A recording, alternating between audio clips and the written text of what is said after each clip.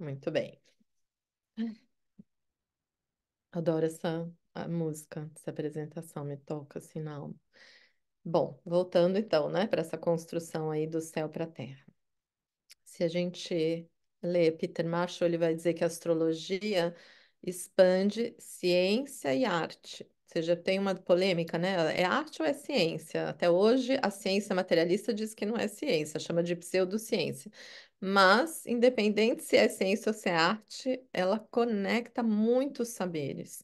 Não dá para você compreender a astrologia sem entender muitas outras formas de conhecimento. Porque ela vai ligar a astronomia, é fundamental o conhecimento da astronomia para se entender a parte simbólica desse céu que a gente traduz como astrologia. Ao mesmo tempo, eu preciso entender matemática, medicina, filosofia, religião, psicologia, mitologia e simbolismo.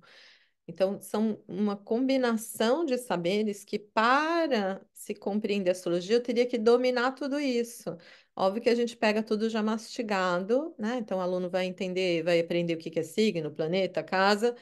Só que por isso que a gente, aqui na Casa do Sol, né, leva às vezes um pouco mais tempo esse curso, porque a gente gosta de trazer esse embasamento, a gente gosta de trazer essa fundamentação para que ninguém saia decorando. Ah, você não tem que decorar o que que é signo, o que que é planeta, o que que é casa astrológica. Se você compreender os princípios que deram origem a isso, que a gente chama signo, planeta e casa, tu consegue depois interpretar qualquer mapa sem ter que ficar decorando sinônimo ou simbolismo.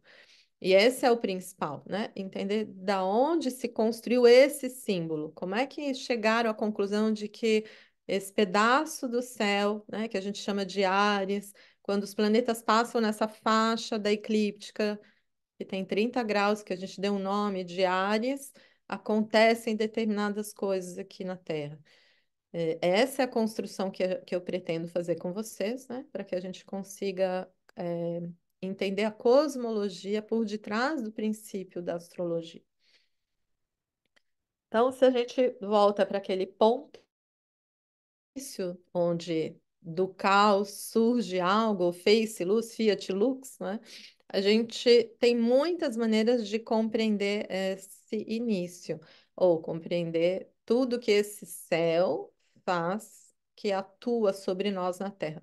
E o primeiro ponto básico, né, para a gente entender por que que seria uma relação de causa e efeito e não apenas sincronicidade, é a gente lembrar que nós emergimos no céu. Nós não estamos separados do céu, porque o que que é um planeta, né? Se não um astro que orbita ao redor de uma estrela, mas que para ele ter se formado precisaram aglomerar milhares e milhares de anos de poeira cósmica com elementos químicos que vão se aglutinando, aglutinando, aglutinando, até finalmente, depois de alguns milhares de anos, dar forma a um planeta terrestre ou gasoso, ou a tudo que há no universo. Então, desde que a gente sabe, né, esse ponto inicial, ou seja, a gente consegue explicar até hoje, né, a astrofísica ela explica o universo a partir do Big Bang. A teoria do Big Bang já também está em desuso, mas de toda forma eles só conseguem explicar a partir do início da matéria, né? Antes do início de espaço e tempo, ainda não consegue explicar o grande mistério, né? E talvez que bom que ainda tem-se, né, ainda não se sabe tudo sobre o mistério da criação.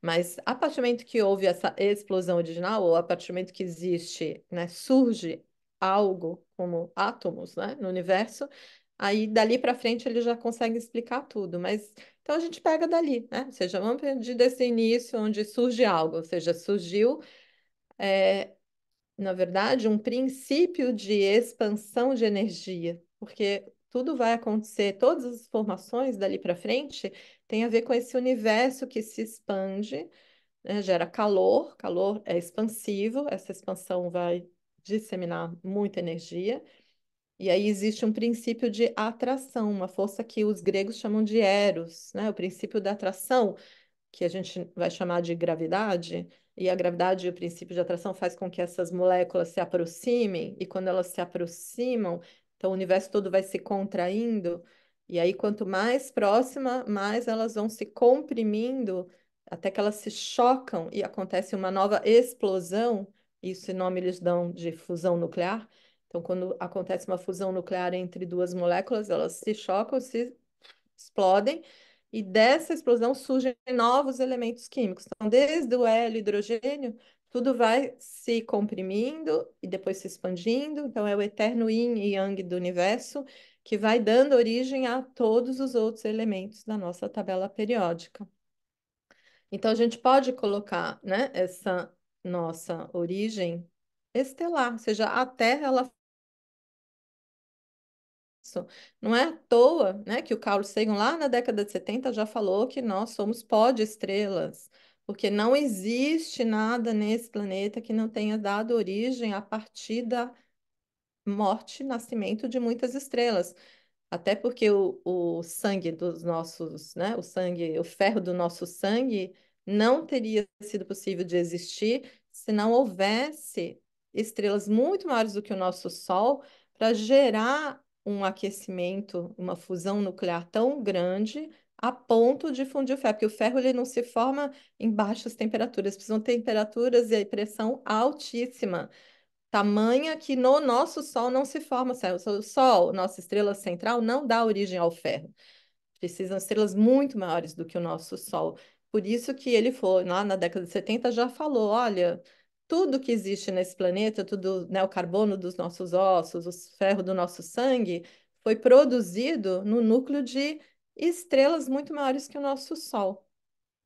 E é por isso que nós emergimos do céu. Então, a gente nasce, né, a partir dessa relação de expansão e contração que o universo todo faz, né, há milhares de anos.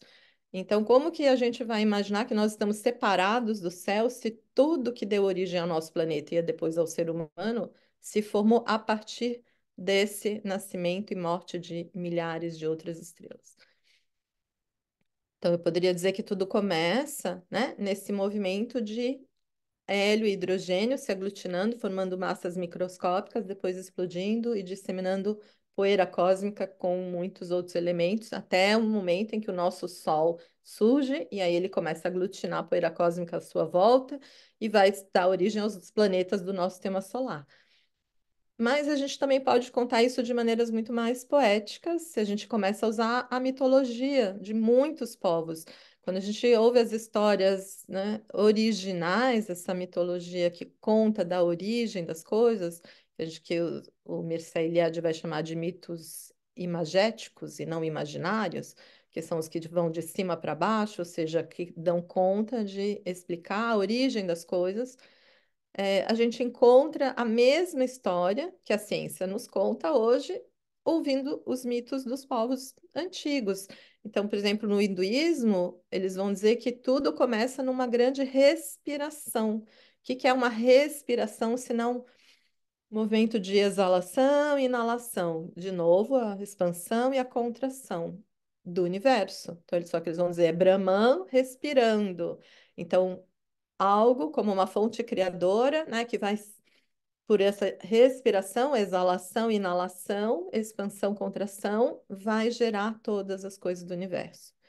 A gente pode ir para os egípcios e vai haver, né, o Ra, Aton-Ra, o criador, que vai dar origem a Shu, o ar seco, e Tefnut, que é a umidade. E aí todas as gerações seguintes, os filhos de Shu e Tefnut, vêm a partir da relação do princípio seco e úmido. Isso depois lembra que quando a gente for falar dos elementos, vai ficar muito claro, né?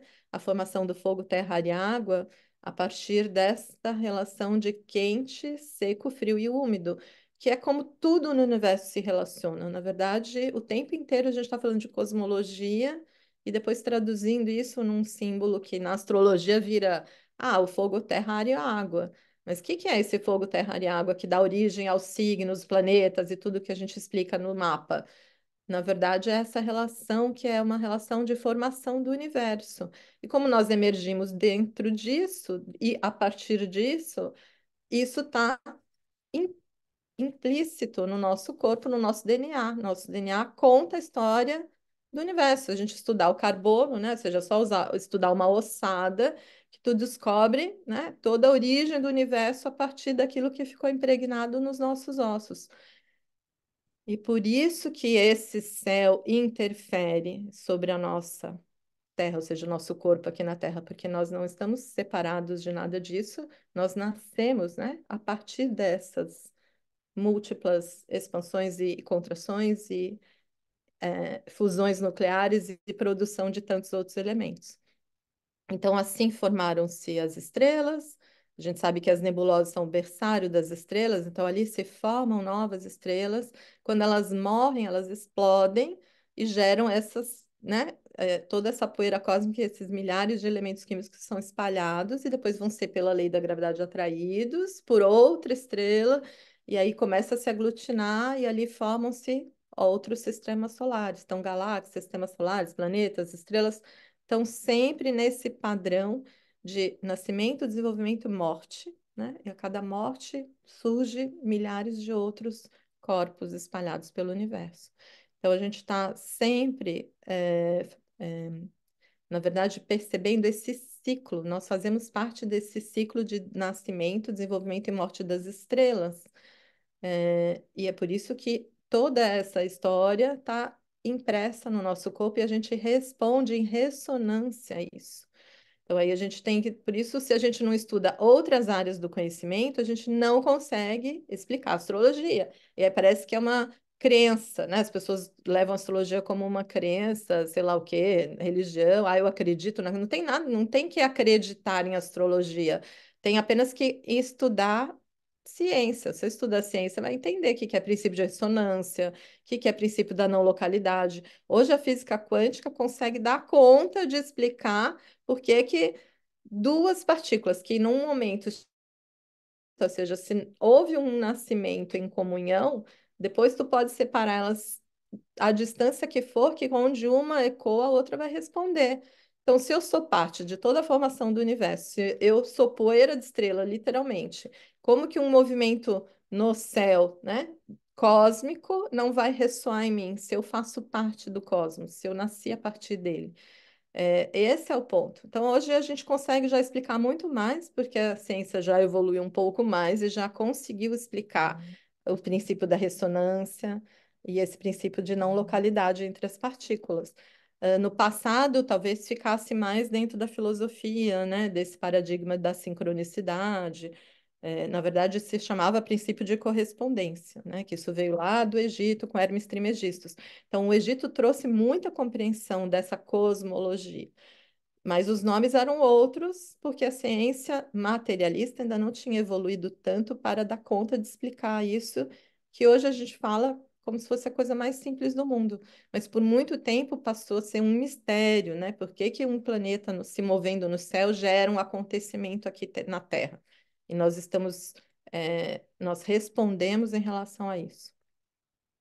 Então, nosso sistema solar se formou assim, né? A partir de muitos movimentos de yin e yang, expansão, contração, e todos esses elementos foram se aglutinando, e depois de alguns milhares de anos temos a Terra, que é o terceiro planeta a partir do Sol, né? Em termos de proximidade do Sol, quando a gente olha para o nosso sistema solar.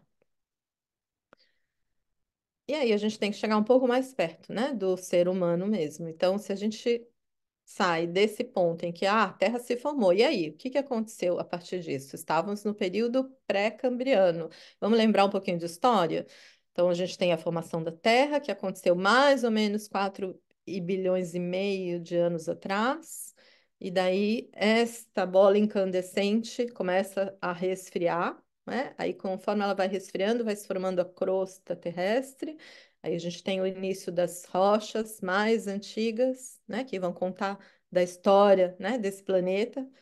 E aí vai acontecer, vai passando alguns milhares de anos, ou seja, há um caminho, né, que não é rápido, mas depois de alguns milhares de anos vai surgir as primeiras formas primitivas de vida na água, né? Porque na Terra, a superfície ainda tinha muito gás tóxico, era impossível sobreviver ao ar livre, por isso que surge primeiro vida na água, né? Aí o oxigênio da água permitiu, né? Depois que camadas e camadas dessa crosta se resfriaram, aí surgem as primeiras formas de vida, vão surgir os protozoários, né? E aí vai passando o tempo, aí surgem as algas e as bactérias, que começam a oxigenar os mares, dando possibilidade de nos surgir mais outros seres.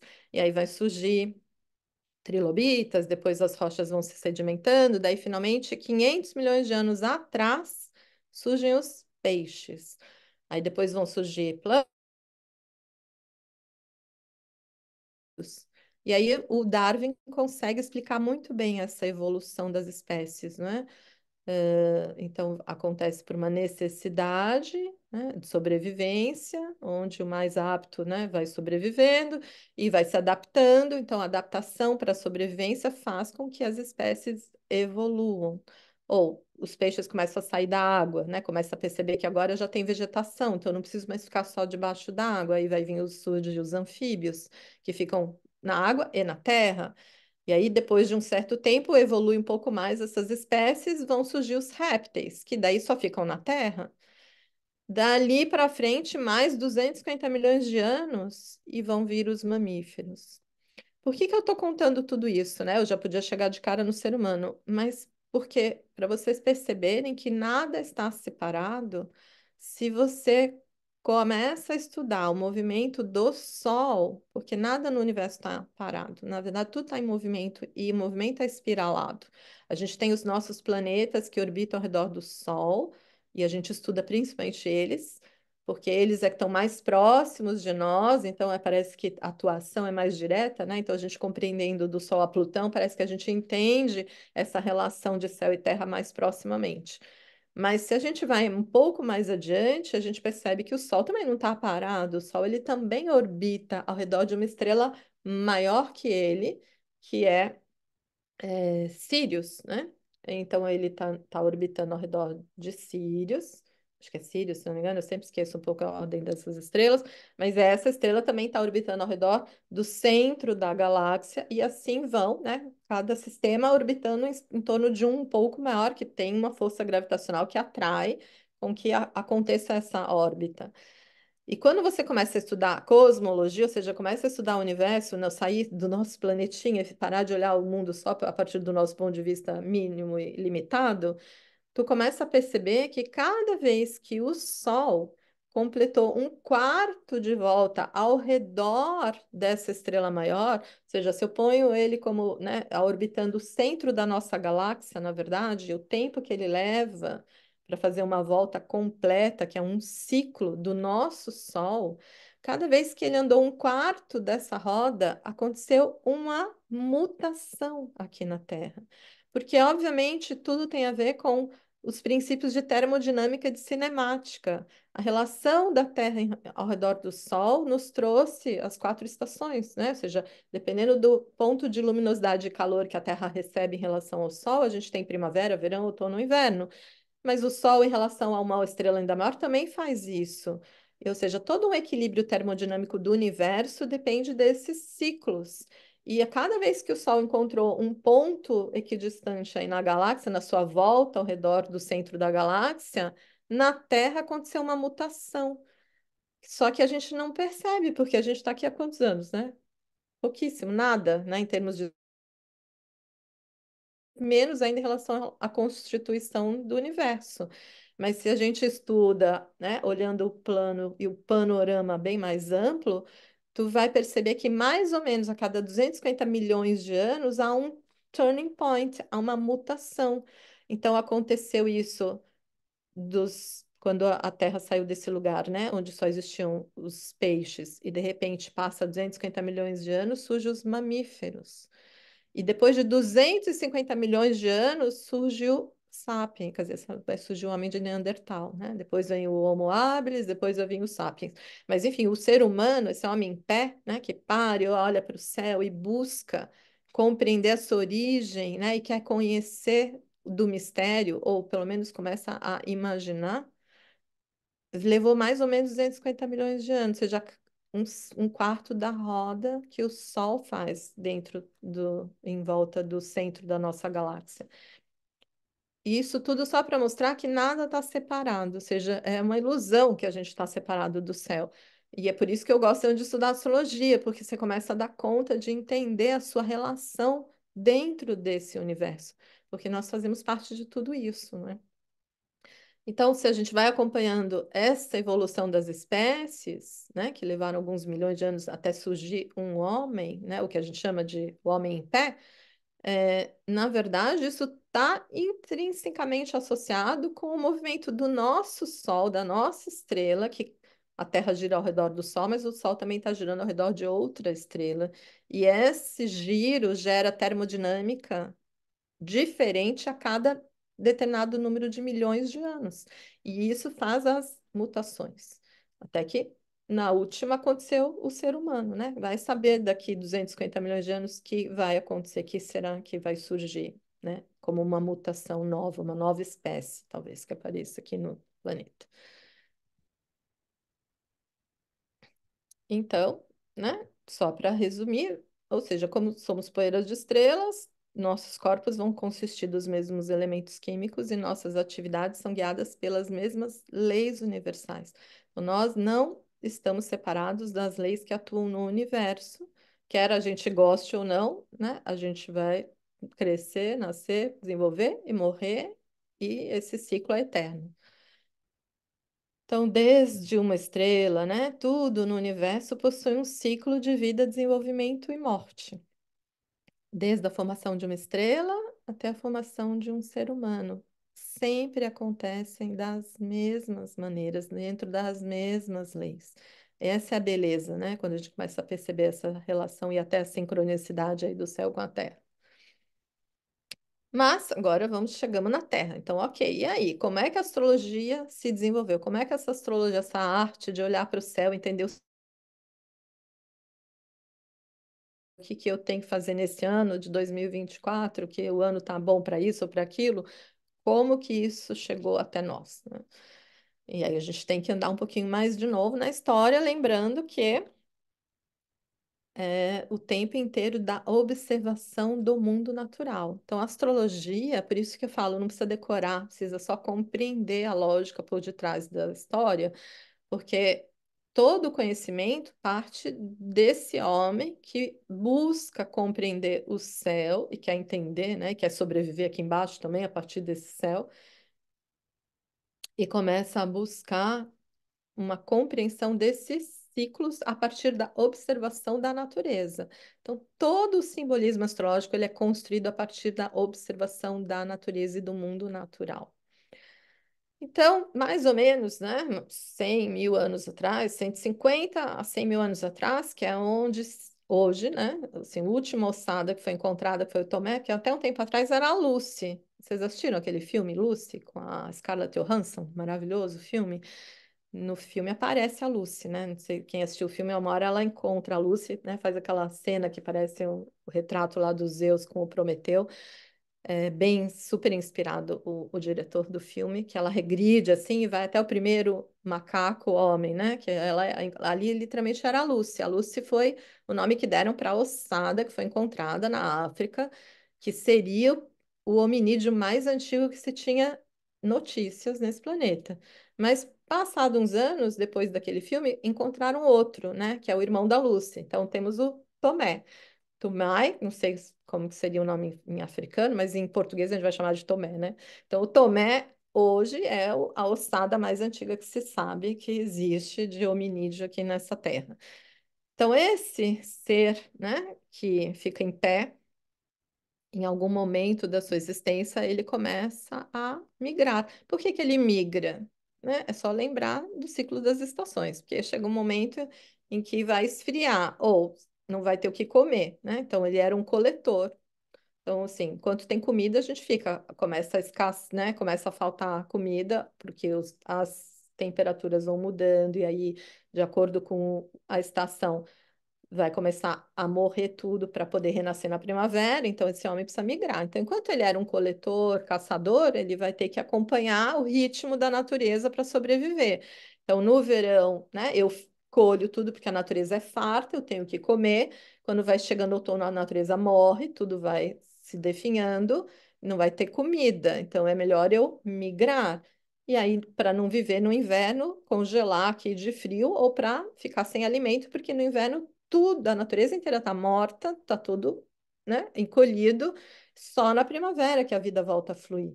Então, a partir dessa relação com a natureza, esse homem precisa migrar, né? Então, ele começa a seguir o sol, ou seja, ele vai migrando para sua sobrevivência. E o mais bonito da história desse homem arcaico é que, por onde esse homem caminhou, ele construiu um círculo de pedras.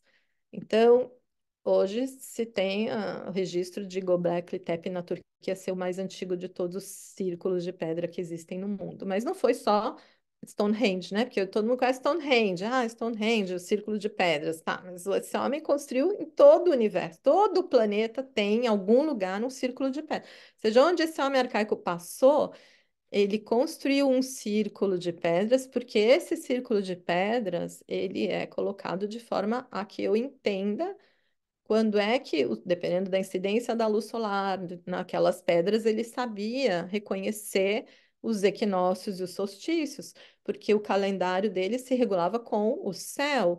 Eu preciso entender quando vai ser o equinócio da primavera, porque ali a vida ressurge. E aí eu sei que é um bom momento para que eu possa semear, para depois no verão eu ter o que comer.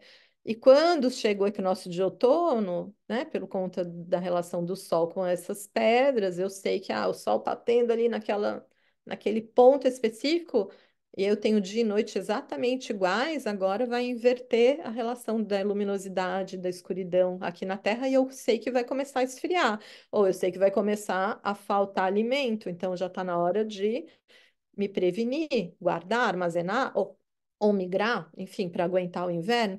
Então, os círculos de pedra sempre foram um local de registro arqueastronômico, todos eles, porque esse homem precisa sobreviver e ele usa o céu para sobrevivência.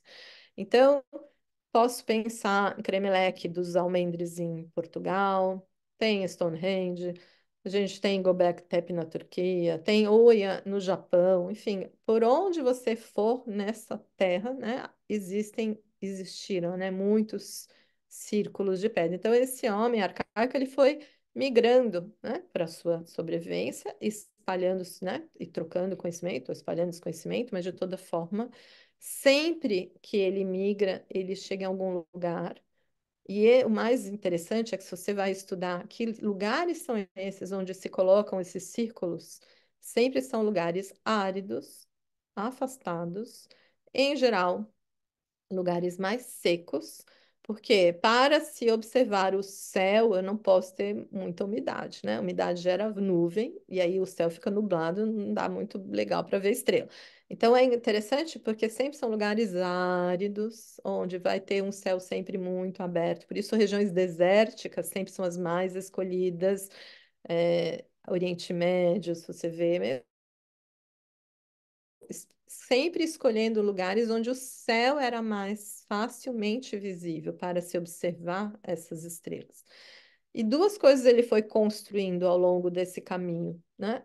Os círculos de pedra, porque são relógios arqueastronômicos, e os zigurates, que a gente chama de pirâmide escalonada. Então, não foi só no Egito que a gente tem, por exemplo, Saqqara, que é a pirâmide mais antiga da Terra. Na Suméria, Mesopotâmia, a gente tem o Templo da Lua, no Irã, né, Chogazambil, Zambil. Se a gente for para a América, nas Américas tem muitos zigurates, né, toda pirâmide escalonada, né, tetraedros, assim, escalonados, são locais de templos, e esses templos não simplesmente um templo religioso, a religião estava completamente associada à cosmologia naquele período arcaico, mas eles são templos de observação do céu. Isso é o sentido de um zigurate. Então, se tem na Mesoamérica, México está cheio, né, de zigurates, Machu Picchu, no Peru. Na Bolívia, a gente tem Pumapunco, tem Chaco Canyon, na Colômbia, tu tem Tenerife, tem registro de zigurate, e enfim, no globo inteiro está cheio de lugares que se construíram templos, onde não tem porque destruíram, né? Infelizmente, ser humano é muito inteligente e é muito ambicioso e adora um destruir o outro para dominação. Então, esse lado instintivo animal bestial do ser humano fez com que muitas coisas se perdessem, né, na história, por tanta guerra e destruição de um povo em relação ao outro. Mas aqueles sítios que sobreviveram, né, a gente tem vários lugares registrando essa construção de um templo que era um observatório astronômico. Então, a base sempre final, né, o último andar, era um observatório astronômico para que esse homem conseguisse se relacionar com essa natureza para o seu benefício e a sua sobrevivência. Então, todo o resto, inclusive a agricultura, ela vai se desenvolver para a construção do templo. Isso é uma coisa, um paradigma que foi quebrado recentemente.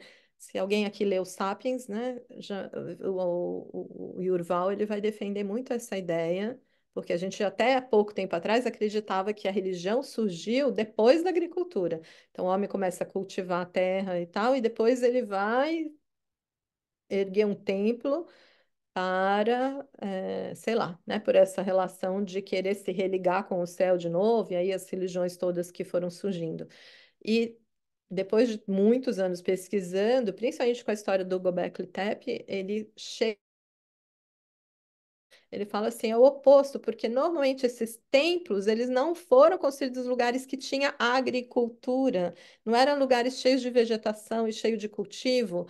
É o oposto. O homem constrói um templo, um lugar árido, que tem um céu bom, para que ele se relacione com esse céu.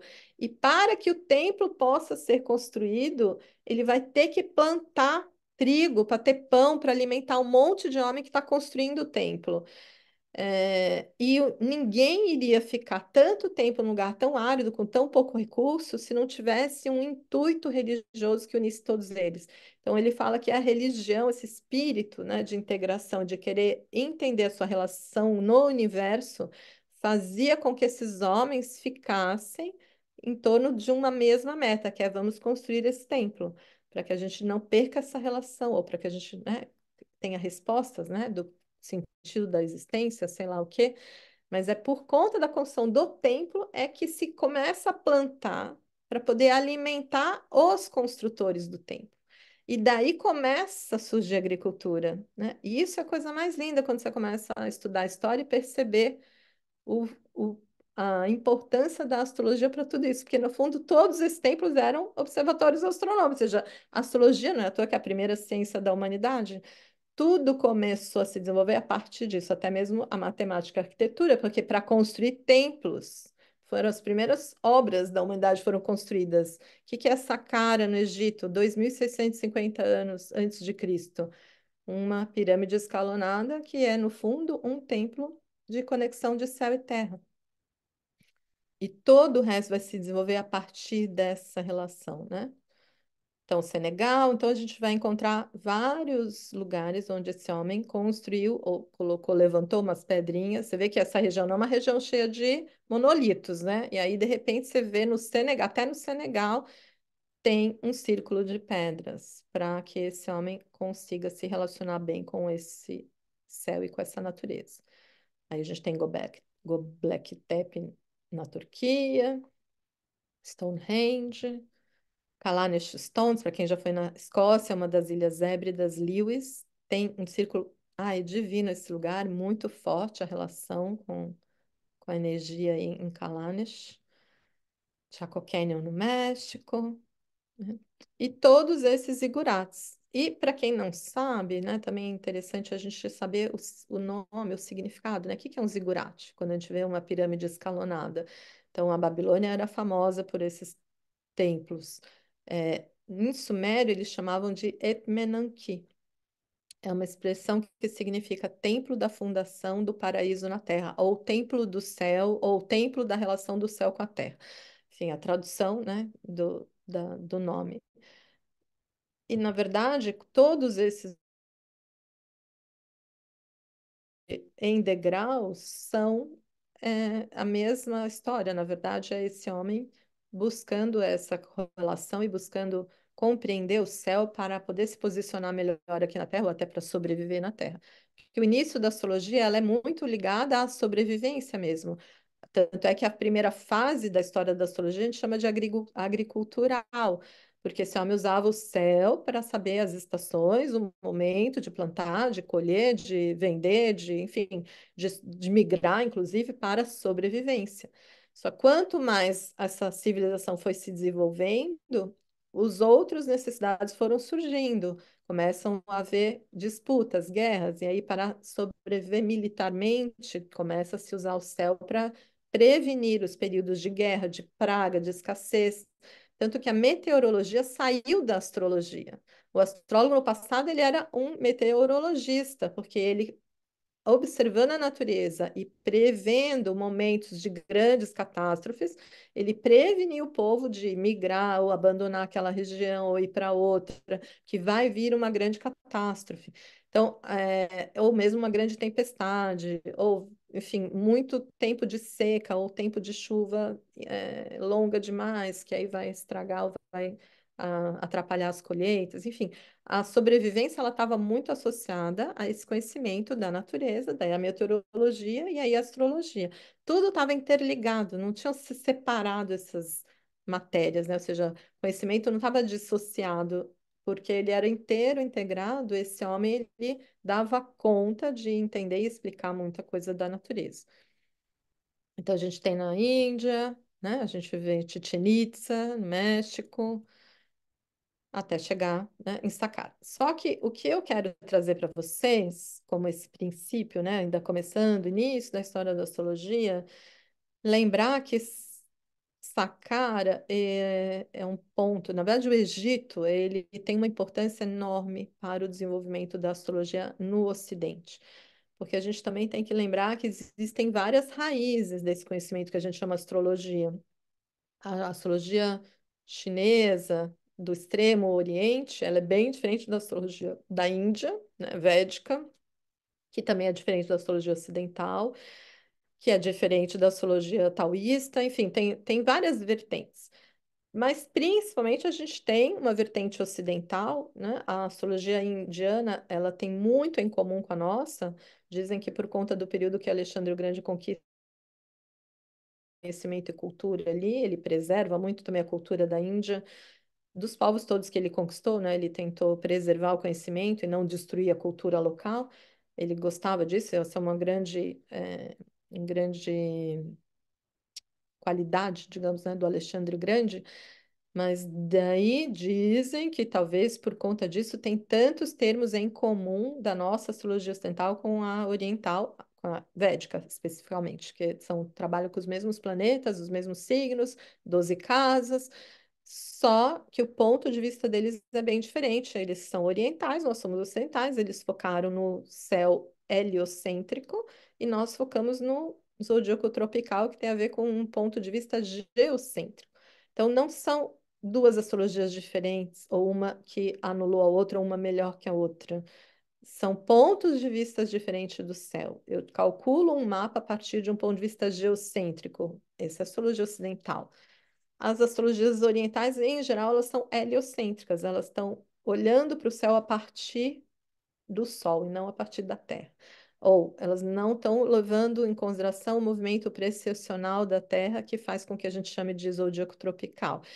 Não vou dar muitos termos aqui ainda, porque como tem gente que está chegando agora, é a primeira vez que está chegando talvez para astrologia, não vou enlouquecer vocês com os nomes astronômicos ou com os nomes técnicos da construção de um mapa astral.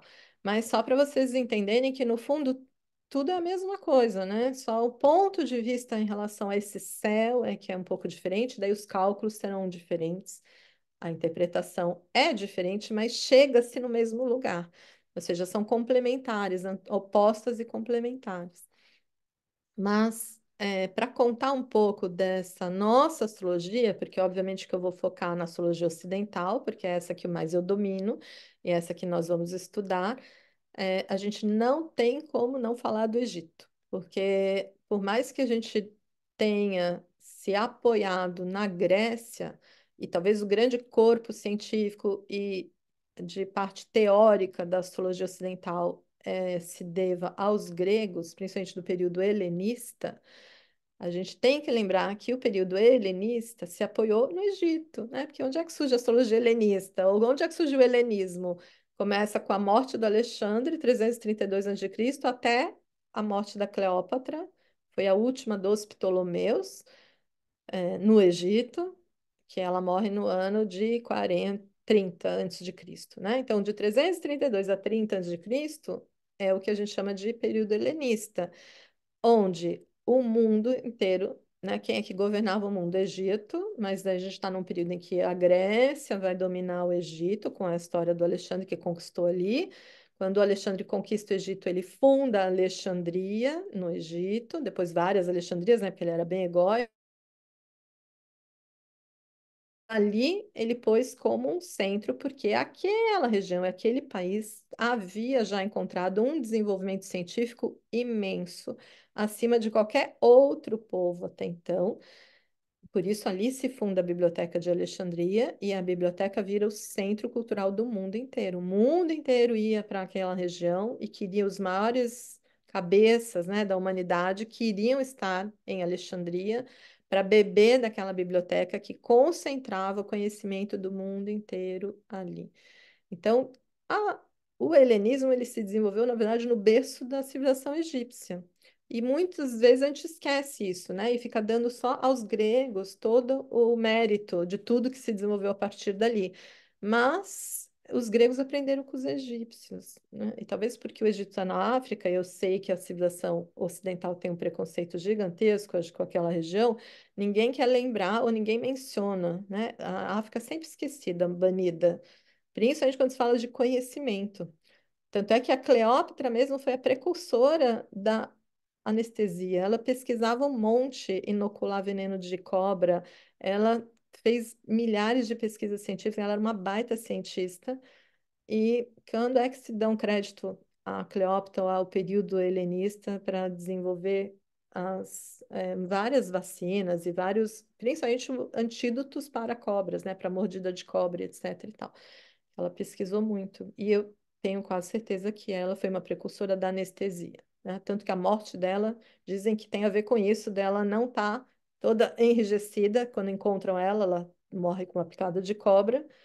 E aí é o grande mistério que os historiadores não sei o que falam, hein, gente? Eu li história e li várias biografias da Cleópatra, mas uma historiadora que fez uma pesquisa enorme em cima da história da Cleópatra vai falar que ela, se fosse somente uma mordida de cobra, ela teria sido encontrada com o corpo todo enrijecido, porque é muito dolorido você o efeito, né, de uma picada de cobra, uma cobra mortífera. E, no entanto, ela estava impassível, assim, como se ela estivesse, né, no sono de princesa para todo sempre. E aí, por isso, especula-se que ela já tinha encontrado um jeito de inocular esse efeito de retesar o músculo, de ficar toda enrijecida com a picada. E provavelmente deixou muita coisa das suas pesquisas, porque ela pesquisava enfim, né, cobras e outros anfíbios e etc e tal, bastante, né? Ela gostava muito desse universo. Mas, enfim, voltando aqui para a astrologia, para não ir muito longe. Então, lembrando, né, que o Egito vai ser um berço gigantesco, né, desse conhecimento, a gente tem alguns filósofos e alguns historiadores, geógrafos, enfim, que deixaram seus relatos da importância do Egito e que muitas vezes a gente esquece, porque principalmente no Ocidente nós estudamos, né, todo o conhecimento, enfim, a parte educacional, ela é voltada a grego. Então a gente aprende tanto a pensar de acordo com o mundo greco-romano que um conhecimento que seja um pouco diferente ou que vá para um outro caminho de raciocínio e lógica, muitas vezes é descartado ou não é levado em consideração. E eu acho que por isso, muito do que o Egito trouxe de contribuição até hoje não se deram ao devido, talvez, respeito à altura daquele conhecimento. Porque a forma de pensar e a cosmologia egípcia era de um período onde a intuição é maior do que a razão, né? E a relação deles com a ciência estava intrínseca com a religião e com a arte. E quando dos gregos para frente, separa, né? Religião e ciência, tudo vai começar a ser separado e a lógica e a razão começa a dominar. É o povo que desenvolveu o racionalismo. Então, esse conhecimento e esse desenvolvimento da lógica tirou muito daquilo que a gente poderia enaltecer da cosmologia egípcia. E a gente aprende história a partir disso, né? Então fica assim, quase como, as pirâmides. Até hoje nenhum arquiteto consegue explicar a construção das pirâmides, mas ficam tentando enganar que, um monte de escravo rolando pedra, né, em cima de umas toras, tá, pedras de 100 toneladas, assim, como assim? Então, ficam tentando dar um jeito de mostrar que era possível o que foi feito ali, que até hoje a engenharia não consegue reproduzir nem explicar como é que eles empilharam e cortaram aquelas rochas, na verdade, aquelas granitos de toneladas, sei lá quantas centenas de toneladas cada um, né? São milhares de pedras que tem naquela pirâmide. Então tem coisas, tem mistérios, né, do Egito que até hoje a ciência não explica e as pessoas parecem que gostam de fingir que não existiu para não dar tanto peso, talvez, para aquela civilização. A civilização do Egito pré-dinástico, né? Mas, enfim. Então vamos só relembrar um pouco porque isso ajudou a construção do pensamento da astrologia, tá? Então, por exemplo, o Estrabon, que foi um geógrafo famoso na Grécia Antiga, ele diz que os sacerdotes egípcios eram supremos na ciência do céu. E aí ele deixa, né, vários. Ele contribuiu muito para a geografia, mas, enfim, naquela época a gente tem que lembrar que o conhecimento ainda era muito mais integrado. Então, ele diz que misteriosos e relutantes, por fim, após muita insistência, permitiram-se ser persuadidos a dividir alguns dos seus preceitos, apesar de ainda esconderem a maior parte. Revelaram aos gregos os segredos do ano inteiro, que os gregos ignoravam, como tantas outras coisas. Então, tem vários relatos quando a gente começa a pesquisar esse período mais arcaico da humanidade. É, onde os gregos aprenderam com os egípcios, entende? Então, assim, isso eu estou trazendo só principalmente do ponto de vista da astrologia, né? Independente do que mais se aprendeu ali, mas estou fazendo um recorte da importância da civilização egípcia para o desenvolvimento da astrologia no Ocidente, tá? Então, Mohan, que é um outro astrônomo, astrólogo mega famoso, que quem estuda astrologia depois vai descobrir quem ele foi. Escreve Astrologia Gálica, que é uma obra, né, muito importante para a astrologia no século XVII. A gente já está quase chegando no início do desenvolvimento da astronomia moderna, né, um pouquinho antes aí do Galileu inventar o telescópio e tal. Mas, enfim, o Mohan ele vai dizer que começa um dos seus livros, na verdade, evocando Hermes Trismegisto. Hermes Trismegisto a gente sabe que é uma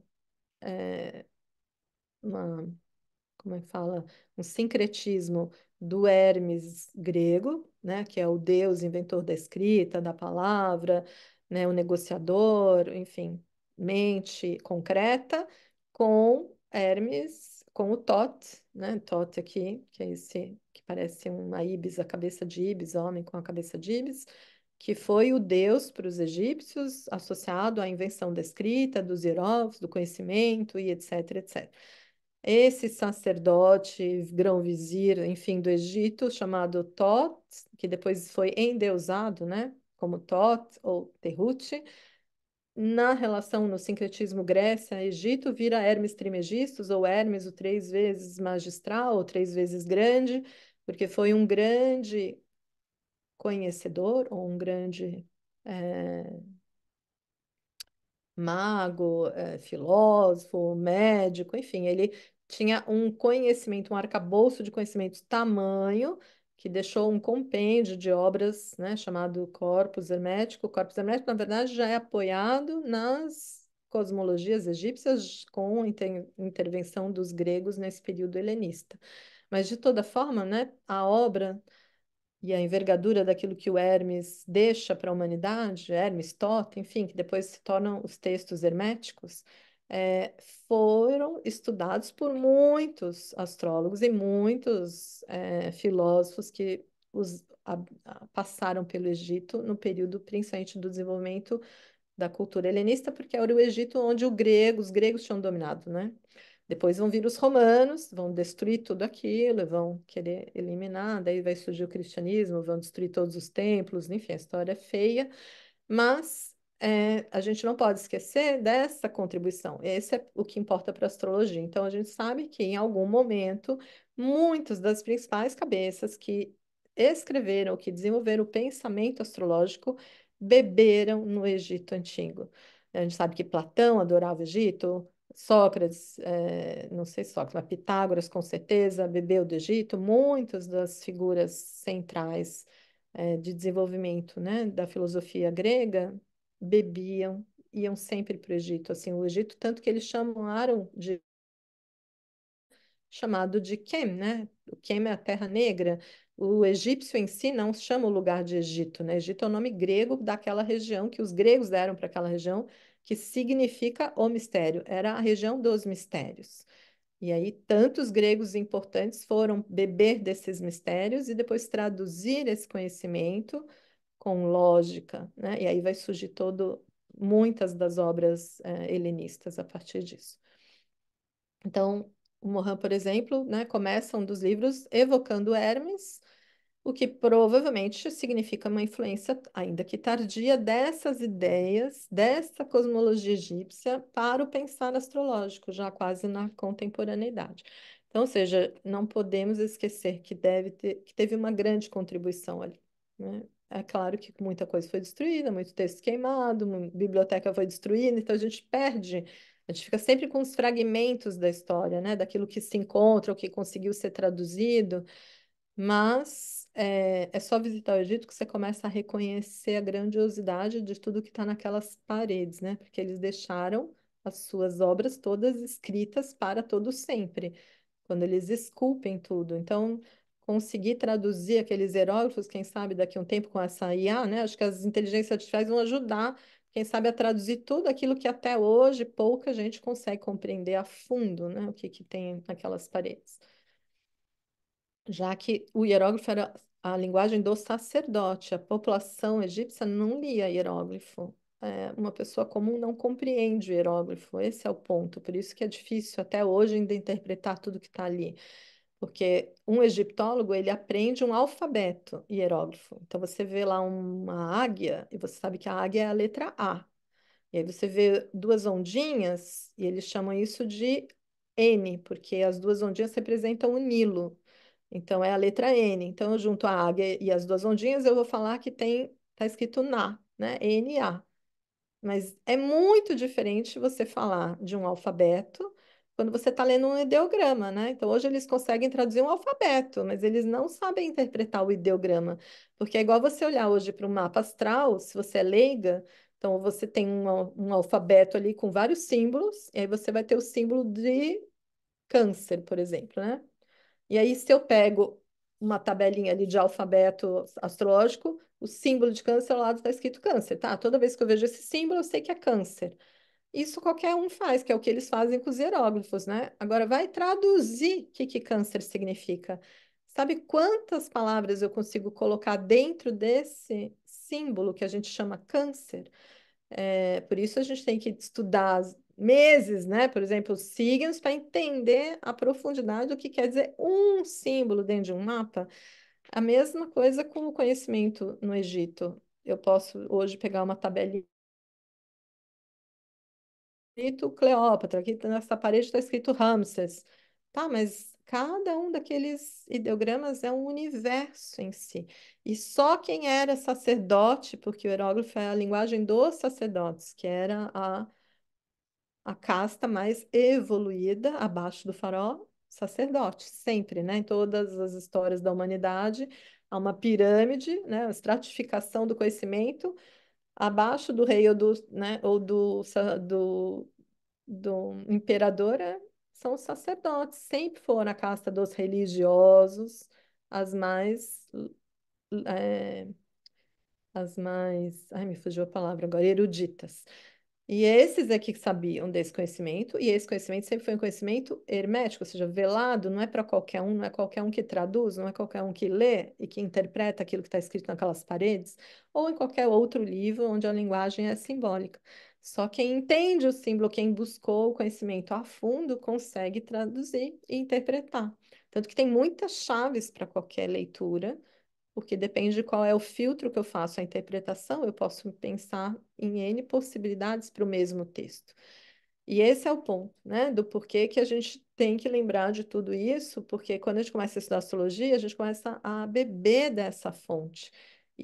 Se eu consigo compreender essa relação de natureza e do ciclo da natureza, a gente consegue mais profundamente entender essas culturas, essas civilizações que passaram por esses lugares e cada um contribuiu com um pedaço desse conhecimento, trazendo técnicas, né, que hoje a gente consegue pegar um mapa, uma fotografia do céu no momento de determinado nascimento e fazer uma leitura da vida inteira daquela pessoa.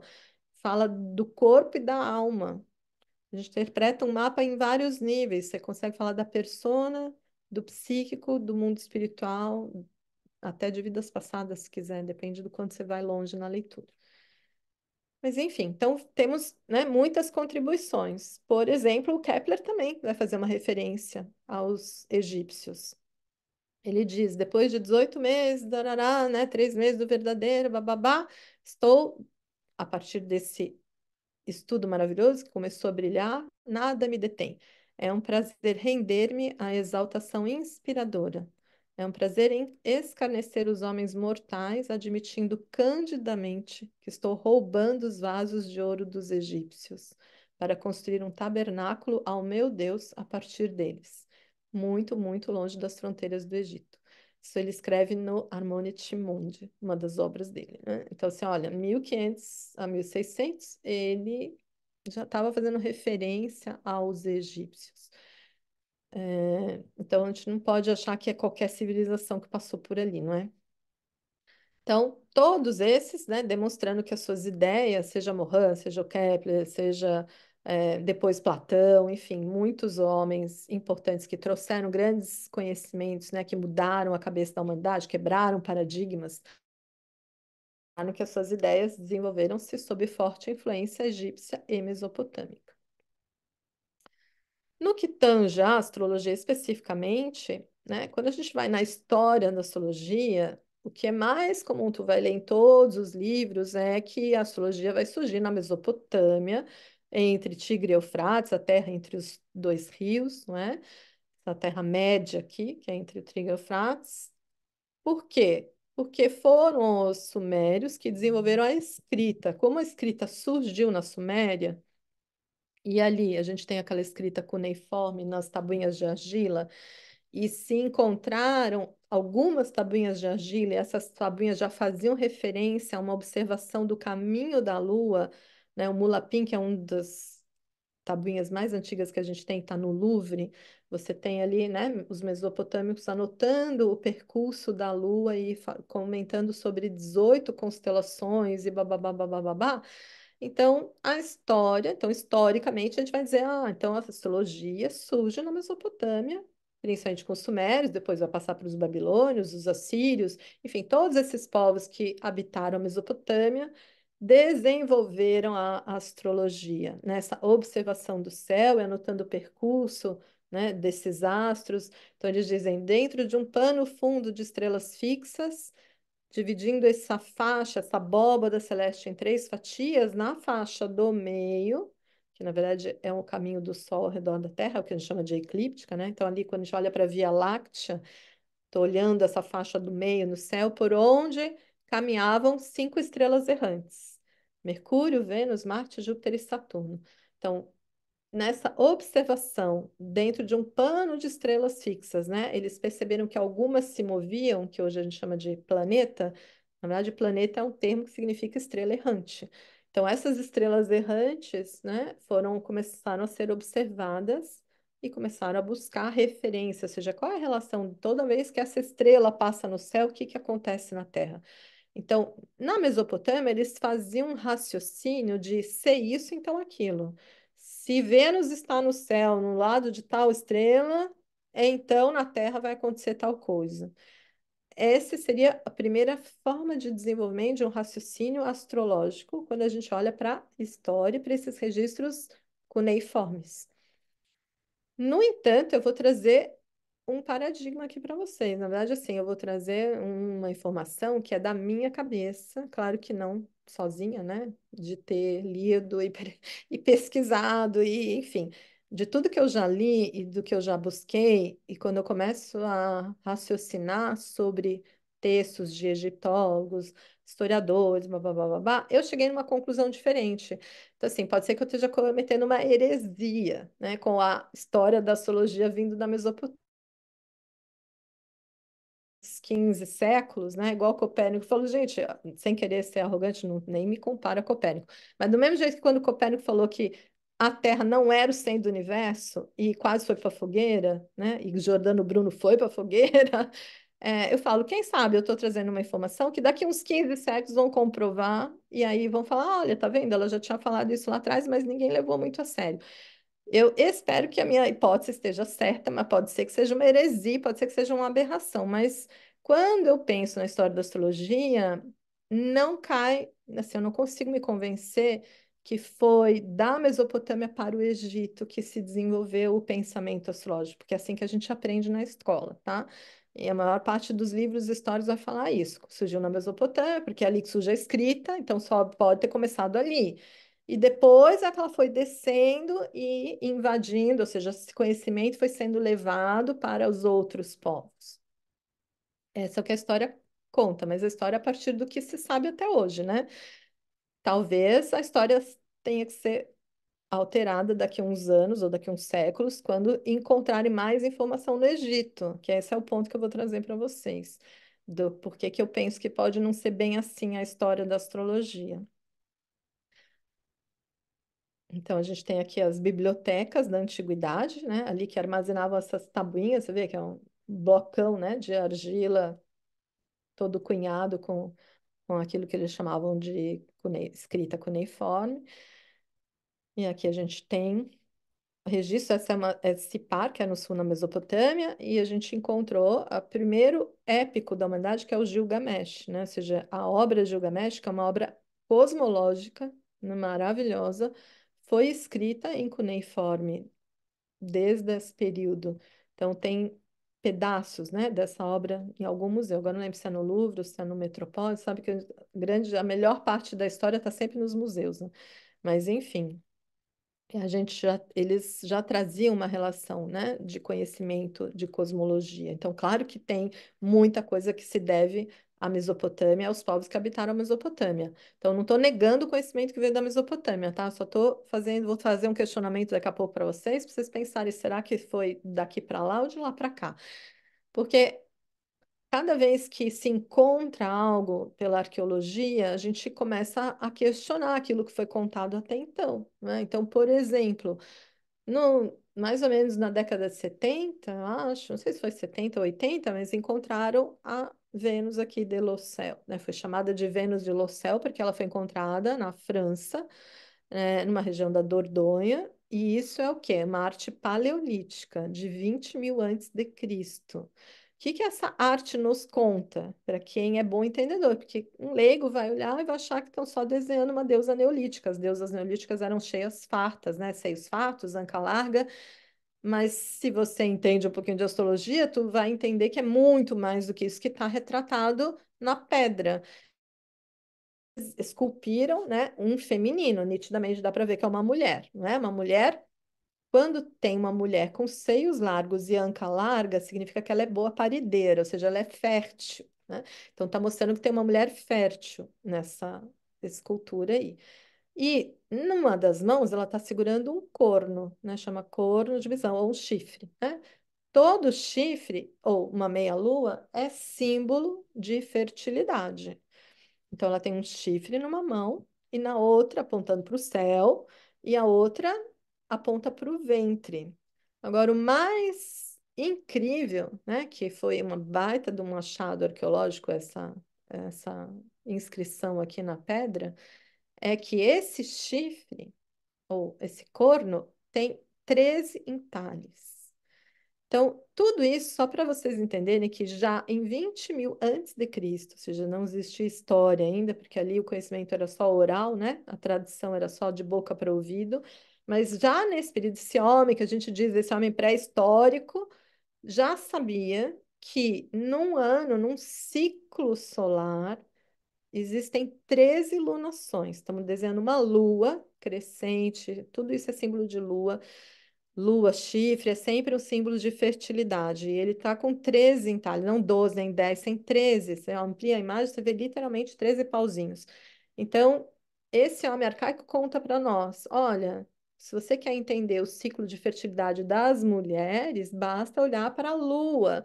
Existem 13 lunações no ano solar. Então, eles já entendiam, já sabiam fazer tabelinha, gente, 20 mil antes de Cristo, porque eles já tinham percebido a relação da Lua com a Terra e que a Lua governa o ciclo de fertilidade da mulher.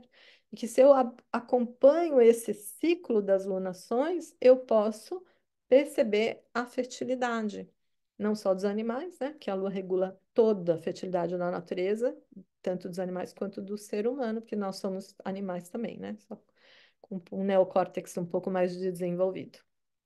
Mas, de toda forma, só para vocês entenderem que a astrologia já estava existindo aqui. 20 mil antes de Cristo já existia um conhecimento de observar o céu, entender o ciclo nesse céu e perceber que o ciclo lunar avisava sobre a fertilidade da fêmea. No entanto, né, quando, de novo, voltando para as raízes da história da astrologia, como a gente tem que se basear, ou seja, o homem se baseia muito na história, a história começa com a escrita, então, a partir da escrita, eles vão falar que a Mesopotâmia é que trouxe o conhecimento da astrologia para nós, por conta dessas tabuinhas cuneiformes, com a escrita cuneiforme. E aí começam algumas, né, divagações aqui que eu vou, ou seja, algumas provocações, mais do que divagação, é uma provocação que eu estou fazendo mesmo quando eu penso nisso, porque a gente sabe que essas tábuas são frágeis, a gente sabe que as guerras destroem tudo e que muito desse conhecimento, principalmente esse conhecimento da Mesopotâmia, se perdeu por conta dessas guerras e dessas destruições. Porque a gente não tem mais uma biblioteca à nossa disposição, a gente tem fragmentos de pedaço de pedra. Ou seja, uma ou outra pedrinha, uma outra. é, uma outra bloco de argila sobreviveu aos tempos e nos conta um pouco dessa história da astrologia na Mesopotâmia. Mas a maior parte se perdeu, foi destruída. Então, a gente tem fragmentos do que era a astrologia na Mesopotâmia. E quando a gente olha para essa astrologia na Mesopotâmia, em algum momento tá nítido que eles acompanhavam 18 constelações no céu. E aí, no século V antes de Cristo, eles adotam o zodíaco tropical. Depois eu vou falar isso na aula de astronomia e mecânica celeste, né? Porque uma coisa é olhar as constelações, outra coisa é definir o zodíaco tropical, que é o caminho da eclíptica, né? O Sol, a Terra ao redor do Sol faz um caminho, né? Uma linha imaginária que ela desenha todos os anos caminhando ao redor do Sol. Essa linha imaginária a gente chama de eclíptica. A astronomia até hoje chama isso de eclíptica, ou seja, é o caminho aparente do Sol, mas no fundo é o caminho da Terra ao redor do Sol. E quando eles entenderam, né, esse caminho do Sol, essa distância que o Sol e a Terra têm, o tanto que essa Terra roda ao redor do Sol, e por conta dessa volta que ela dá ao redor do Sol, tem mais incidência, menos incidência de luz, tem mais calor, menos calor em determinadas regiões do globo. Isso faz nascer o que a gente chama de as estações, né? Então, as 4 estações do ano, primavera, verão, outono e inverno, tem a ver com calor, frio, calor, secura, umidade, que é essa termodinâmica propicia. E a termodinâmica, quente, frio, seco, úmido, que vai gerar primavera, verão, outono e inverno, ela só acontece por conta da cinemática, ou seja, é o movimento da Terra ao redor do Sol que vai dar diferentes incidências de luz e calor na Terra que geram as 4 estações. Então, quando a gente vai para a história da astrologia, né, de novo, a gente sabe que em algum momento está registrado que no século V antes de Cristo, os mesopotâmicos saíram dessa coisa de observar constelações e fixaram o zodíaco tropical, que é, na verdade, entender o caminho da Terra, essa eclíptica, e dividir esse círculo em 12 pedaços. O signo, na verdade, é um dozeavo de uma roda que a Terra faz ao redor do Sol todos os anos. Isso eles fixaram 12 signos, né? 12 signos do zodíaco surgiu pela primeira vez na história no, na, dizendo, foi a Mesopotâmia que fixou os 12 signos no século V antes de Cristo. E é por isso que eu estou dando essa volta imensa, mas assim, porque o que eu estou trazendo pode ser, né, meio um choque assim de realidade, mas aqui na minha lógica isso não faz sentido. Porque para eles saírem do 18 para o 12, teria que ter acontecido algo na relação deles com a natureza, na relação deles com a observação do ciclo da natureza, que fizesse eles, né? Por que que vai partir do número 18 e vai para 12? Por que eu não dividi, então, aquela roda, né? Entendi que é o ciclo, né, do zodíaco tropical, ou que é o caminho da Terra ao redor do Sol. Na época ainda eles viam como o Sol andando, né? Ou seja, o caminho aparente do Sol à nossa volta. Por que eles dividiram em 12? Da onde eles tiraram 12? Da onde eles contaram o tempo como 12? Se eles sempre trabalharam com o número 18, porque eram as constelações que mais eles observavam nesse caminho que o Sol e a Lua faz no céu, né? E é por isso que eu estou trazendo fortemente essa relação, que eu vou mostrar agora porque que eu acho que foi os egípcios que trouxeram isso. E a Mesopotâmia copiou. Mas pode ser que eu esteja enganada. Quem sabe uma hora a história me mostra de um outro jeito e surgem mais descobertas aí sobre a Mesopotâmia e minha hipótese vai por água abaixo. Mas no meu entender, né, na minha lógica, eu acho que foi o oposto, né? Por que que eu acho que foi o oposto? Que foi do Egito para lá e não de lá para cá? Primeiro, porque a datação das pirâmides e da esfinge é muito anterior ao que se acha. E isso, cada vez mais, historiadores estão trazendo essa informação. Não é da minha, né? Não estou viajando, assim, imaginando do nada, tá? Ou seja, tudo que eu estou trazendo como raciocínio foi baseado em investigação. Só não tem uma tese ainda comprovada, mas é o que vai fazendo sentido quando eu vou lendo alguns textos de historiadores, de antropólogos, de egiptólogos, etc e tal, tá? Que a história talvez esteja um pouco mal contada para nós do que realmente aconteceu e quando aconteceu essa história no Egito. E aí isso gera tanta confrontação, até mesmo, né, quando você quebra um paradigma. Então, mesmo os egiptólogos já trazendo várias informações, tem um baita, metade do grupo, principalmente apoiado por clero e por governo, não interessa mudar a história, né? Porque nossa, vai dar um bafafá quando, é igual você pensar na época do Copérnico, né? Por que que demoraram tanto para publicar o texto, o trabalho, a tese dele? Porque vai mudar a cabeça do mundo inteiro. Isso gera um caos. Você ter que admitir uma coisa que a vida inteira achou que era diferente, e de repente, de uma hora para outra, muda o paradigma. A ciência traz um novo paradigma. Então, isso tem uma resistência imensa, né, das civilizações de aceitarem quando surge uma ideia diferente ou quando se quebra determinados paradigmas. Mas, enfim, vamos lá para minha tese aqui, né, para a gente entender da onde que eu estou direção da astrologia, tá? Do desenvolvimento da astrologia. A gente tem, primeiro a gente tem que entender que no Egito, né, até, na verdade, mesmo no período ainda da helenista, o conhecimento ele era integrado, as matérias eram integradas. Um filósofo, um sábio, ele não estudava só uma coisa, não era só matemático, ou só físico, ou só astrônomo. Na verdade, ele conhecia, ele bebia de todas as fontes do saber, ele era um erudito. Então, a religião, a ciência, a filosofia e a arte eram integradas. Ele sabia tudo isso junto, ele não estava só uma coisa ou outra. E por isso que, né, vários homens desses períodos trouxeram grandes contribuições, porque eles entendiam de muitas áreas do saber. E integrando essas áreas, obviamente, o conhecimento fica muito mais rico. Então, o Egito, a gente tem que lembrar que ele tinha essa concepção, né? A religião egípcia, na verdade, era uma relação de ciência, filosofia e arte. Então, quando no Egito, por exemplo, se constrói uma pirâmide, a gente não pode achar que era só uma obra arquitetônica. É uma obra que está falando de religião, de ciência, de arte e de filosofia. Então, em olhar as paredes do Egito, os templos do Egito, você tem que pensar o tempo inteiro nessas quatro áreas do conhecimento, e não só, é só uma obra arquitetônica, que ainda ninguém conseguiu explicar como é que eles empilharam tantas pedras pesadas dessa forma, até hoje duram, né? E, enfim, a obra mais importante e excêntrica da humanidade, porque até hoje ninguém conseguiu comprovar como é que realmente eles fizeram isso.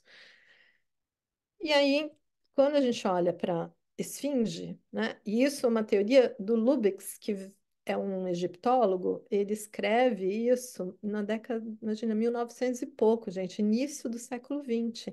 Para você ver que tem muita gente que já pensou coisas diferentes sobre a civilização egípcia, mas tem sempre um corpo científico que resiste a mudar um paradigma, então ainda duvida, ainda questiona, não aceita, e aí fica aquele, né, aquela briga dentro do mundo científico entre aceitar ou não um novo paradigma. Mas, por exemplo, o Lubitsch, ele trouxe uma pesquisa gigantesca na época, e aí alguns apoiam essa ideia, outros ainda rechaçam. Mas o que que ele diz sobre a esfinge, por exemplo? Só para vocês terem uma ideia aonde eu estou querendo chegar, né?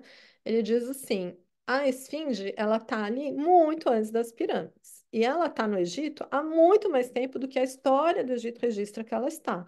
Porque todas essas marcas de erosão né, na volta do corpo da esfinge não foram feitas pela ação do vento, da areia e do vento. Essa erosão, a profundidade da erosão e as marcas dessa erosão são de água. E isso foi pesquisa, gente. Não é assim, do nada eles foram fazer estudo, né? Enfim, estudo carbônico aí, sei lá do que, enfim, não entendo como é que faz esse tipo de análise, mas enfim, foram vários investigadores em cima da ideia dele e até comprovar que realmente a esfinge, ela foi, essa erosão no corpo da esfinge foi causada por água. E aí ele vai dizer, então, se é por água, e isso está comprovado, significa que ela está ali num período em que havia água nessa região, não era deserta. E tem que ter chovido muito, porque não é qualquer aguinha, não é simplesmente uma chuvinha. Isso é água que perdurou muito tempo batendo nessa rocha. E aí ele vai, né? E ele começa a buscar. Quando? Quando é que teve tanta chuva? Quando é que teve tanta água? Em que época que o Egito ainda não tinha um deserto aí, o Saara ainda não tinha tomado essa região, né? E aí ele vai falar, olha, com certeza essa estrutura pode ter sido construída durante o período pós-glacial, quando ocorreram fortes precipitações. E isso aconteceu entre 10.000 e 5.000 antes de Cristo. E por isso que a astrologia ela é muito linda quando a gente começa a estudar esse pensamento cosmológico, né? Porque a gente fala, poxa, a esfinge ela já está contando a quando veio, porque ela é um corpo de leão com uma cabeça de humano. Quando você olha para a astrologia, qual é o eixo na astrologia que conta de leão e um humano? O eixo leão-aquário, né? Que assim, na astrologia nada está separado, sempre são eixos. Os 12 signos, na verdade, são 6 eixos. E a gente tem o eixo que é leão-aquário. O aquário é o único signo que é representado por um homem com uma ânfora que ele despeja as águas da vida.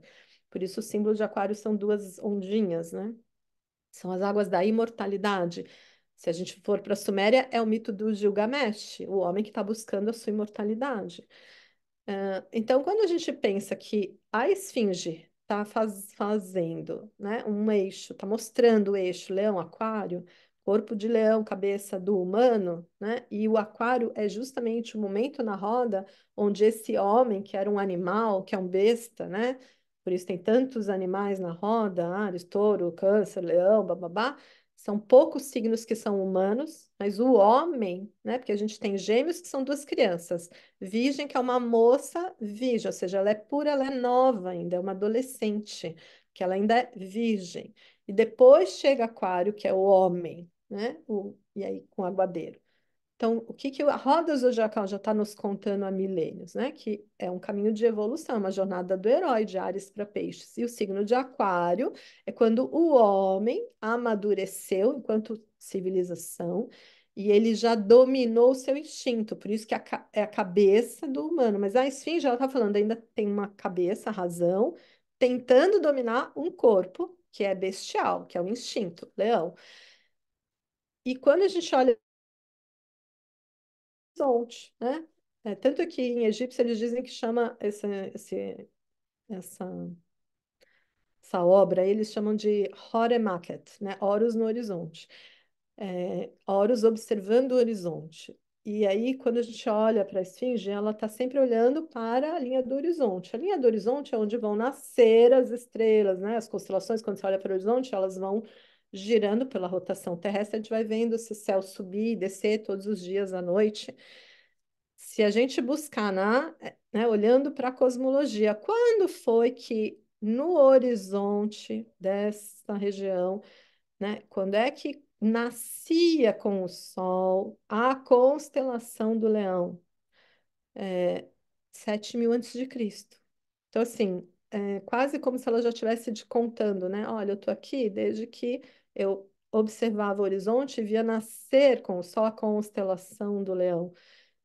Ou seja, esse ponto da precessão dos equinócios, que hoje a gente está olhando para a era, né, de peixes indo para aquário, cada 2.160 anos nasce, né, no zodíaco tropical, uma era diferente, seja porque o equinócio bate com uma constelação diferente, e isso vai girando a cada 2.160 anos.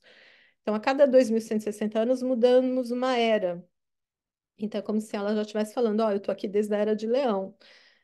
E aí, quando você vê as pesquisas, né, de historiadores, egiptólogos e geógrafos, fala, nossa, não é que eles estão descobrindo que a esfinge está lá há muito mais tempo do que dizem que ela está? E aí começa a quebrar vários paradigmas, né? Por isso que eu estou trazendo isso, tá, gente? Porque eu acho muito importante a gente começar a pensar que talvez a história do Egito está mal contada. Tem coisas que estão lá há muito mais tempo, talvez civilizações que estiveram ali, que não existem mais, mas que trouxeram um conhecimento do céu para a terra e que fica registrado naquelas paredes, né? Que graças a Deus, pelo menos, estão registrados naquelas paredes e não se perdeu até hoje aquilo. Então, a gente, quando estuda essas paredes, né, do Egito, seja nos templos, seja o texto das pirâmides, texto dos sarcófagos, o livro dos mortos, são as principais obras que estão ali, né, esculpidas em alto relevo naquelas paredes, na pedra, né, ou seja, não são marcas de argila, né? Timbre de argila numa parede macia, né? De marcar. Na verdade, vai esculpir, é impressionante, né? O trabalho de escultura que tem naquelas paredes, a minúcia e a precisão do entalhe, né? Como é que eles fizeram isso? Nem que seja só 2.500 anos atrás, que já é muito, com tamanha precisão, com que instrumento, né? Que eles registraram tudo isso em todas essas paredes. Mas enfim, voltando aqui só para a gente caminhar para muita história pela frente, mas quero chegar só nesse ponto do Egito, tá?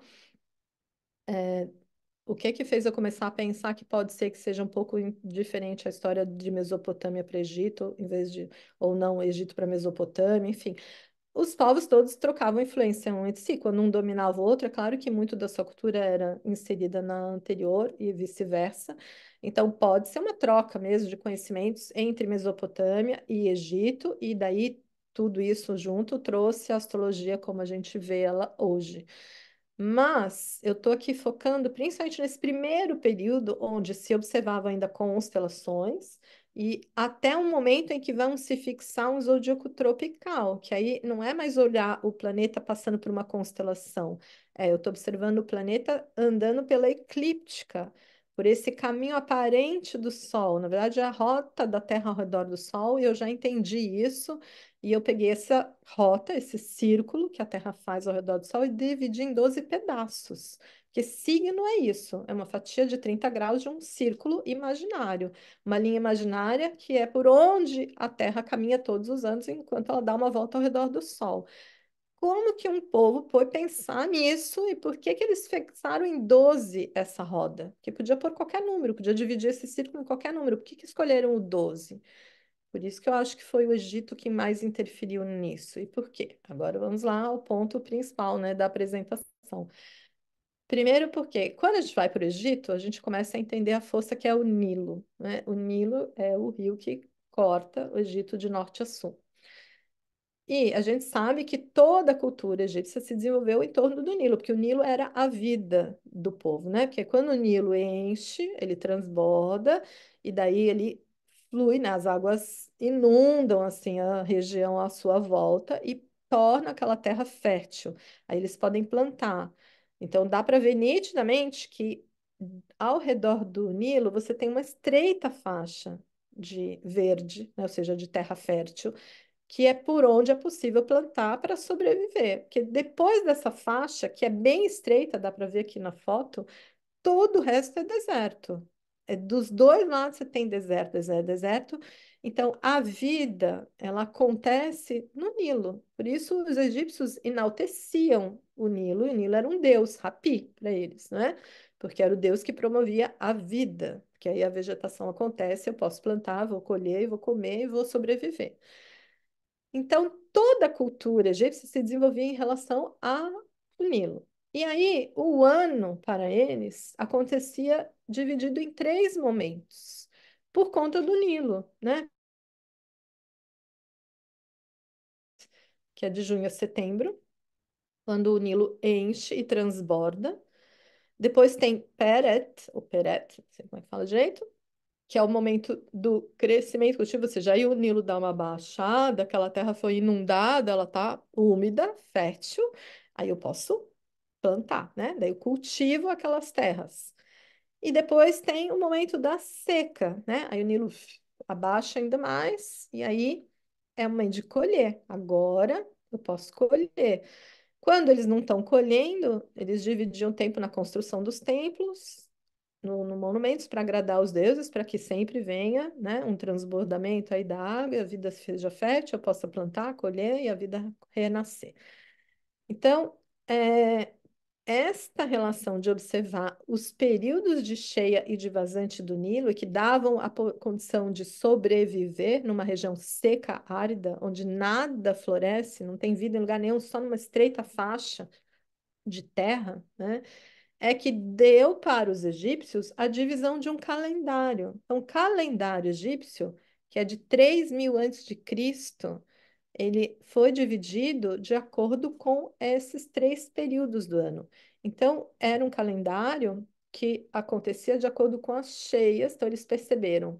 As cheias são periódicas, ou seja, acontece um ciclo na natureza todos os anos, da enchente, transbordamento, e depois vazante, e aí dava esses três períodos para eles no calendário, né? Então, quando eles começam a observar esse ciclo recorrente da cheia e da vazante do Nilo, eles percebem que a cada 4 meses acontecia um desses períodos. Então, o ritmo da vida era um ritmo de 3 vezes 4. 3 vezes 4 meses. A cada 4 meses tem uma das fases dessa relação com a natureza entre o Nilo e a vida, ou período de plantio, de colheita, né? É, e onde ia acontecer a escassez, né? Então, essa relação que fez com que eles construíssem o seu calendário. Foi o primeiro calendário da humanidade, calendário solar, porque até então todos os povos usavam só o calendário lunar. Porque olhar a lua no céu é fácil, né? Você acompanha as fases, inclusive, essas fases lunares davam o que a gente chamou depois de semana, que são 7 dias cada fase, daí vem a palavra septimana, né? Do sete. Então, a Lua ela fez sempre o ciclo mensal. O homem conhecia o ritmo, né? Ou contava o tempo primeiro lugar de tudo foi observando o ritmo da Lua. Então, a Lua nos deu a noção de mês, de semana e mês. Mas é o Sol que dá o ano. E quem foi o primeiro povo que começou a olhar o ano, ou seja, começou a contar o tempo, observando o ciclo da natureza, olhando para o Sol e não mais só para a Lua, foram os egípcios. E por que que eles fizeram isso? Por conta do Nilo. Eles dependem do Nilo para sobreviver. E o Nilo deu o ritmo do 3 vezes 4. Então, o 12 meses de um calendário anual surgiu pela primeira vez na humanidade com os egípcios, 3.000 antes de Cristo.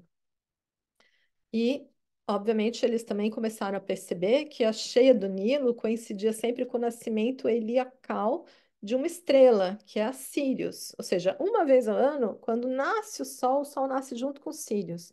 Que depois, né, o caminho é diferente, tem um cada dia Sírius vai nascendo num horário defasado do Sol, mas uma vez o ano nascia junto.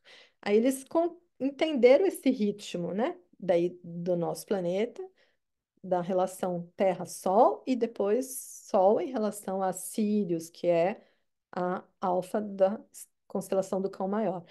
Sírios, para os egípcios, eles chamavam de Sotes, daí que vem o ano sótico, né? Porque é da relação de quando é que Sírios aponta na linha do horizonte no nascer do Sol. Isso a gente chama de nascimento helíaco, Hélio é o Sol, né? Então, toda vez que o Sol nasce com a estrela Sírios, era um novo ano, aí começava um novo ciclo. Isso acontecia quando? Na cheia do Nilo. Quando que acontece o período de cheia do Nilo? Julho. Por isso o calendário maia, o sincronário da paz, né? Vai falar do 25 de julho como um novo ano no calendário. E aí tem os 5 dias fora do tempo. Isso já está em sincronicidade com o que já acontecia lá atrás, né? Que os egípcios já tinham notado. Porque eles fizeram essa relação anual, né? De 3 vezes 4. Então, 3 períodos de 4 meses. Então, cada período do Nilo, né? Durava 4 meses, cada fase, né? Da relação do Nilo com a vida.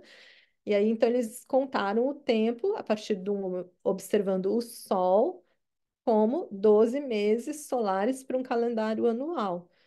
Só que, passado um certo tempo, eles perceberam que não encaixava os 360 dias, né? Porque 12 vezes 12 meses de 30 dias vai dar 360, que é a roda, um círculo. Então, eles estavam fazendo uma relação do ano com um círculo exato de 360 graus, né? Então, 360 dias. Até que eles começaram a perceber que não encaixava, né? Parecia que todo ano tinha uma defasagenzinha aí desses 360. E aí eles perceberam que tinha 5 dias a mais que não estava no calendário. E daí eles acrescentaram esses 5 dias, considerados sagrados, e homenagearam os 5 deuses do panteão deles, que é Ísis, Osíris, Set, Neftis e Horus. Para cada um dos dias, um dos filhos de Shu e Geb. Shu é o céu, Geb é a terra. Então, da relação de céu e terra, nasceram 5 deuses: Ísis, Osíris, Set, Neftis e Horus. O Horus velho, né? Porque tem várias histórias aí do Horus, mas enfim. Cosmologia, a mitologia acontecendo como mitologia no sentido cosmológico, porque esses mitos originários, eles estão falando no fundo de cosmologia. Então, eles já estavam contando lá atrás, né? Quando ainda não tinha nascido a escrita ainda, talvez, que existia, né, 5 deuses para compensar uma relação de céu e terra que vão formar o que a gente chama de ano com 365 dias, né?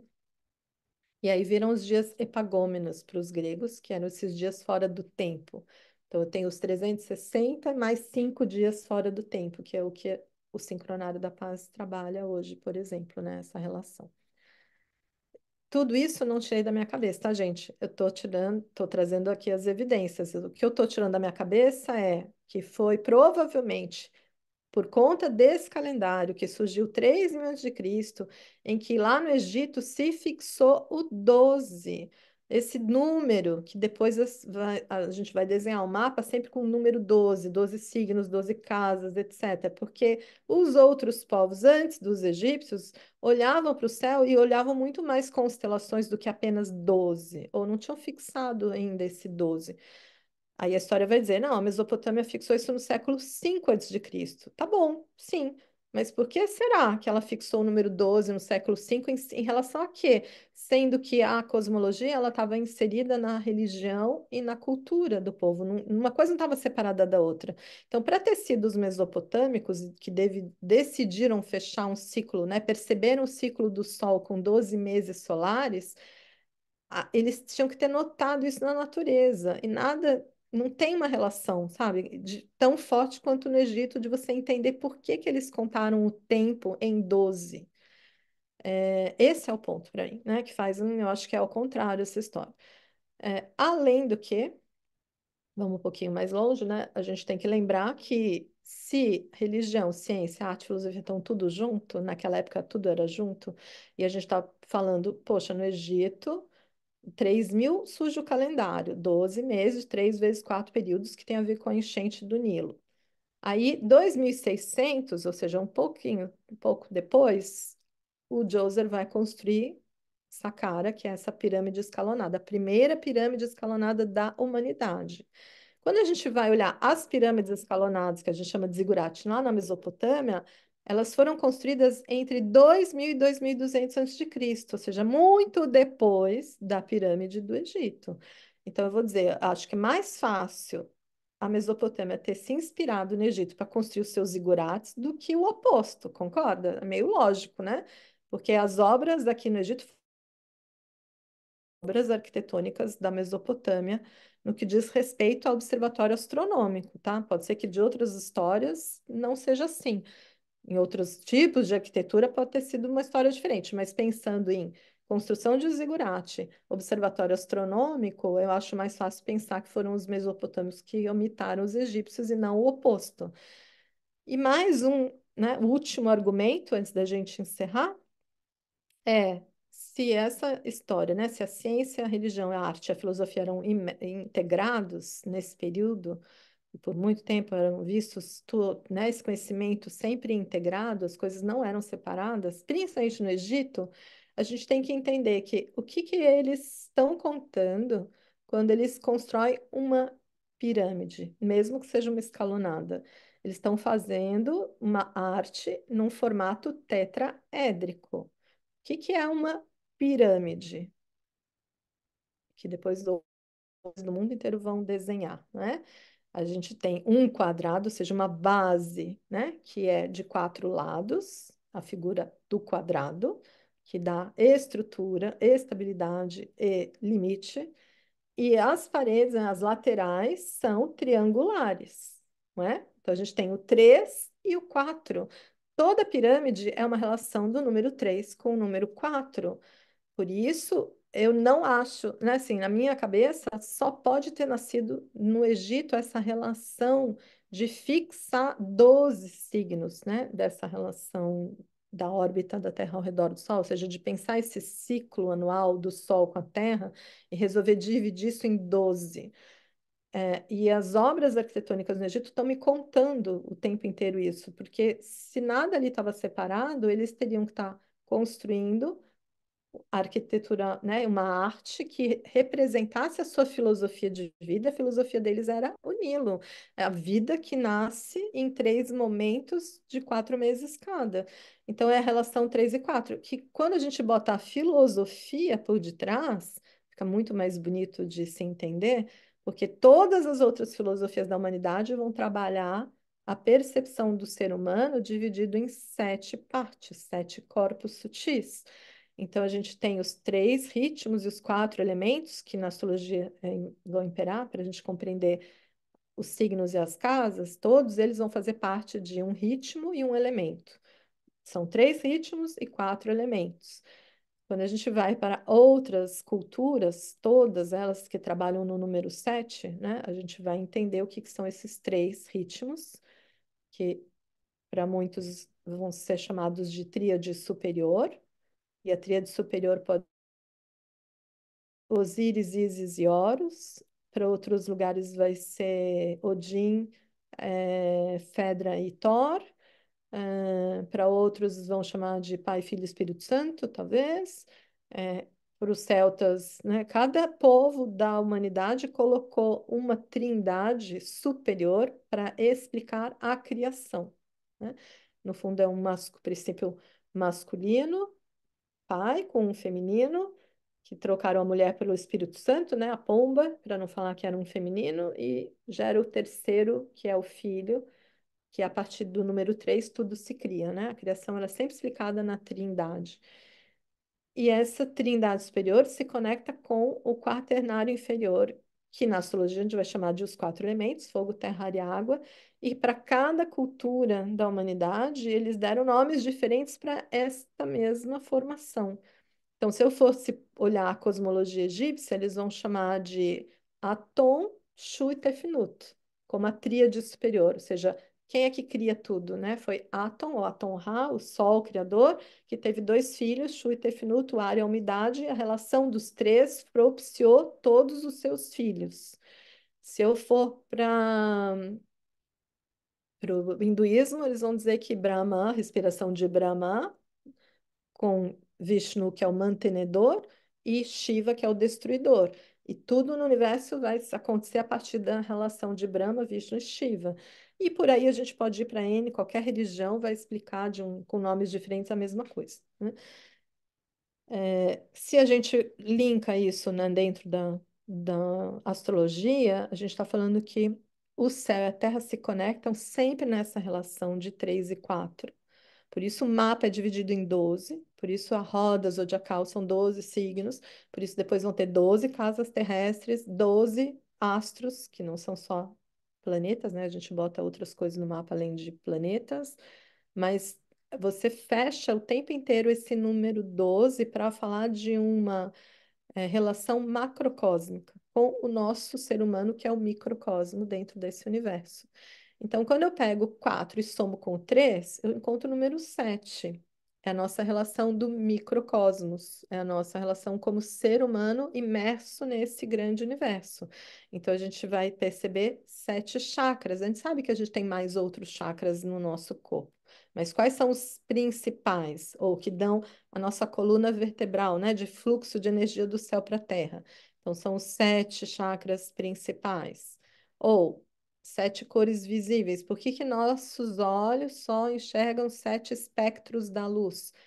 Hoje a gente já sabe com a ciência que existem cores infravermelhas e ultravioletas, ou seja, acima do espectro da comprimento de onda do violeta e abaixo do espectro do comprimento de onda vermelho. Mas o ser humano ele só enxerga 7 cores. Assim como notas musicais, nossos ouvidos só escutam 7 notas: dó, ré, mi, fá, sol, lá, si. Tem outros comprimentos de onda que animais alcançam, mas o nosso ouvido humano não. A menos que a gente treine, né? Para ir para o extrasensorial.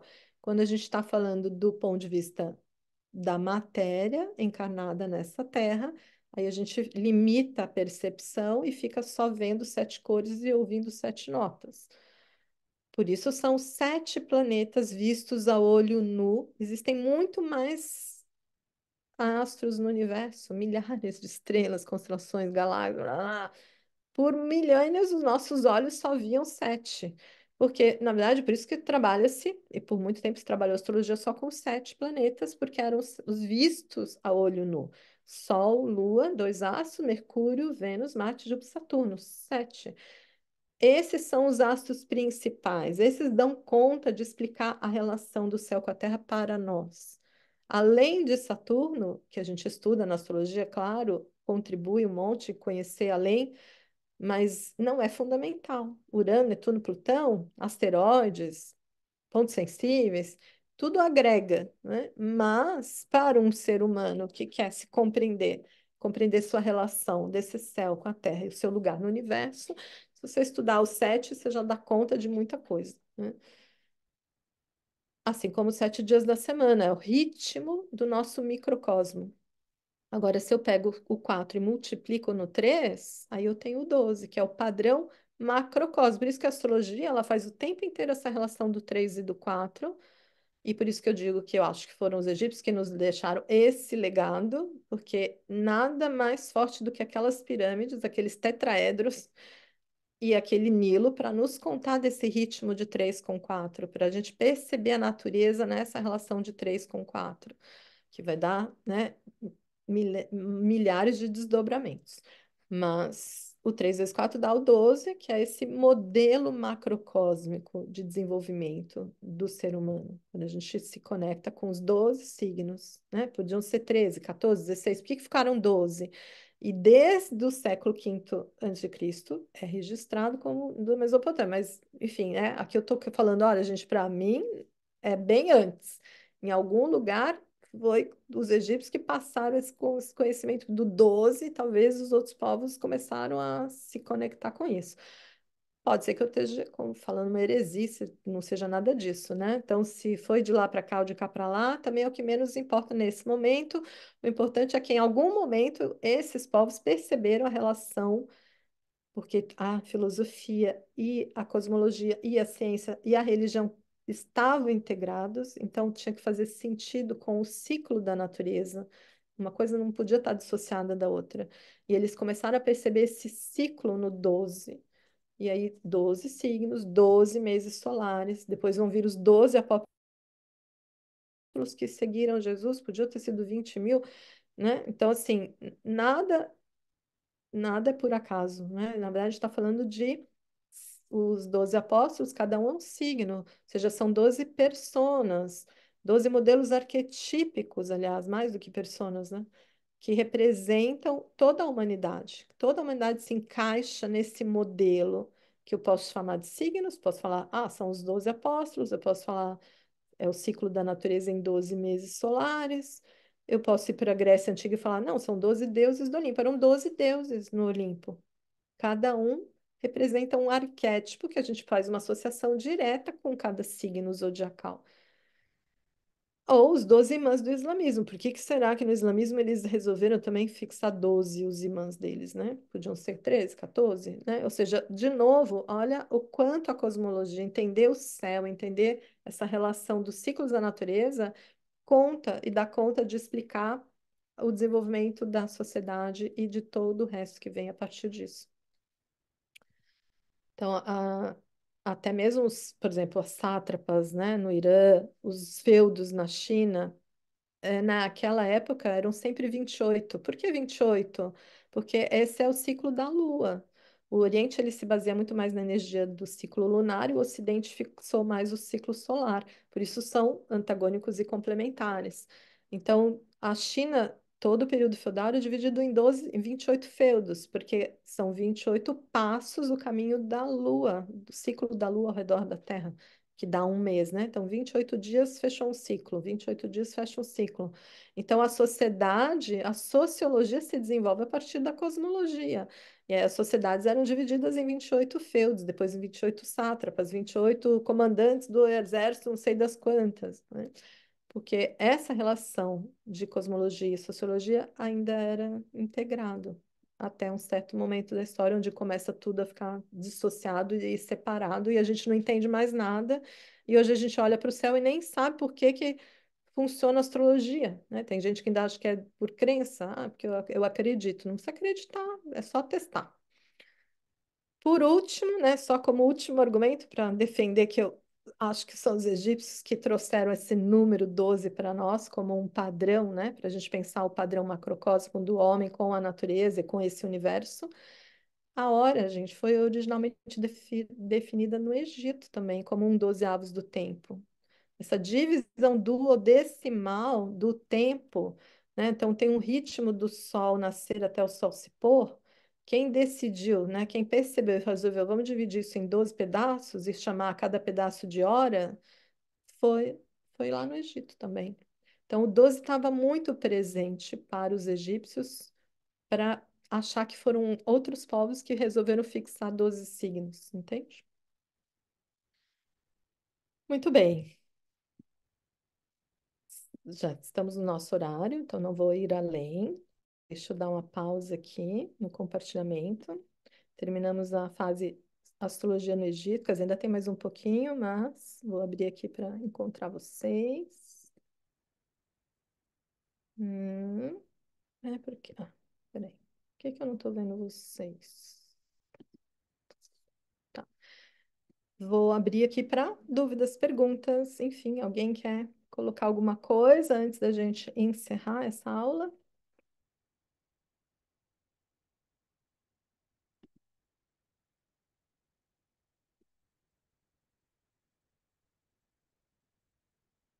Eu parei o compartilhamento, por que será que eu. Ah, peraí, deixa eu desmarcar a minha, talvez seja isso. Hum? Ah, pronto. Edi, Beatriz, pessoal que ficou aí, Luísa. Deu para acompanhar? Primeiro lugar, né? Deu para acompanhar até aqui? Muita coisa rica, assim, de informação que muitas vezes são fundamentais e passam batido. Hum, E bri- como o Egito também é berço de tudo, né? Sim, sim, é verdade. Ah, obrigada, Denise. Obrigada Bom, pela aula. imagina. Então, assim, primeiro lugar, obrigada a vocês, né, que ficaram aqui até agora, que ouviram essa história. Adoraria que a maioria queira continuar seguindo nas próximas semanas, porque vai começar uma turma agora, né, essa primeira aula inaugural. Então, vou ficar muito feliz quem queira seguir com essa turma. As próximas aulas a gente vai ter o resto da história. Então, para quem vai ficar, né, não se preocupe que ainda tem muita história para contar. Aqui é só a primeira parte, quando a astrologia chega, né, Mesopotâmia e Egito, que seria a primeira fase do desenvolvimento da astrologia. E dali vai começar muita coisa mais, porque quando vai chegar os gregos, aí começa a astrologia helenista, e aí tem muito corpo técnico que vai surgir a partir dali, a partir da Alexandria no Egito. Mas eu posso depois, Fernanda, botar. Na verdade, assim, eu não sei se você está no grupo que vai ficar, mas o grupo que vai estudar comigo, com certeza vocês vão ter bibliografia ali, não só a minha parte, né, do PowerPoint, o texto, tudo isso que eu estou falando. Claro que quando eu falo, eu sempre ponho muito mais coisa na história, né? Quem já fez aula comigo sabe. Mas tem um resumo histórico ali que vocês recebem, que é uma breve história da astrologia. E também tem bastante bibliografia. Então, assim, ao longo do curso, sempre vai ter para cada módulo uma bibliografia sugerida, porque para quem gosta de ler, não falta conteúdo. Tem sempre uma lista de coisas para ler e que complementam o conhecimento, porque não tem como a gente passar tudo, né? Senão o curso não acabava nunca. Já resumindo, já leva 3, 4 anos. Imagina se a gente fosse pôr todos os detalhes do detalhe, detalhe. Aí não ficava nenhum quer fazer nada com a longo prazo. Mas, obrigada, Zé. De toda forma, para quem segue, vai ter sempre material, material didático, material complementar, bibliografia sugerida, tá? Daí, se você, Fernanda, não tiver no grupo de estudos, depois você me chama no privado que eu te sugiro alguns livros de história da astrologia, se for o caso, tá bom?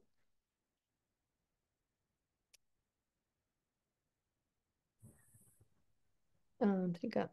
Que bom que vocês gostaram. Então, e ninguém tem nenhuma pergunta, não? Ninguém ficou com nada atrás da orelha? Luísa, tudo tranquilinho? Muitas perguntas, mas vamos aguardar o curso, né?